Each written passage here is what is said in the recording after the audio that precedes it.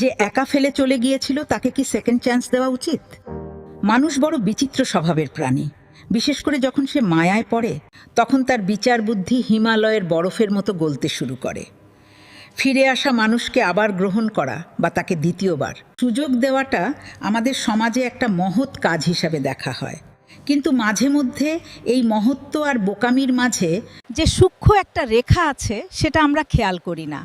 আচ্ছা, মানুষ কেন ফিরে আসে সেটা কি কখনো ভেবে দেখেছেন? সে যখন আপনাকে ছেড়ে চলে গিয়েছিল তখন তার মনে হয়েছিল পৃথিবীর অন্য কোথাও এর চেয়েও দারুণ কিছু আছে। সে অন্য কোনো আকাশের নিচে সুখ খুঁজতে গিয়েছিল, কিন্তু যখন সে সেখানে সুবিধা করতে পারলো না, চারপাশটা একটু অন্ধকার হয়ে এলো, অথবা সেই নতুনের চাকচিক্য ফুরিয়ে গেল, তখন তার হুট করে আপনার কথা মনে পড়ল। এই ফিরে আসাটা কোনো গভীর প্রেম থেকে নয়, বরং অনেকটা নিরাপদ আশ্রয়ের খোঁজে আসা।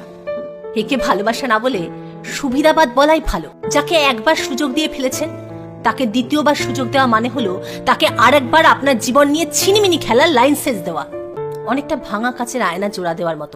আপনি যত দামি আঠা দিয়ে আয়নাটা লাগান না কেন, ফাটলটা কিন্তু থেকে যায়। নিজের মুখ দেখতে গেলে ওই ফাটলটা বারবার আপনার চোখে পড়বে। প্রথমবার সে আপনাকে কষ্ট দিয়ে গেছে, আর দ্বিতীয়বার যখন আসবে তখন আপনার আত্মসম্মানটুকু ধুলোয় মিশিয়ে যাওয়ার প্রস্তুতি নিয়ে আসবে।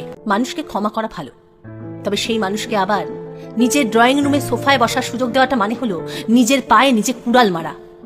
যে কুড়ালের হাতলটা আপনি নিজেই পরম মমতায় পালিশ করেছিলেন। এই বোকামির কোনো ক্ষমা নেই, তাই সাবধানে থাকুন।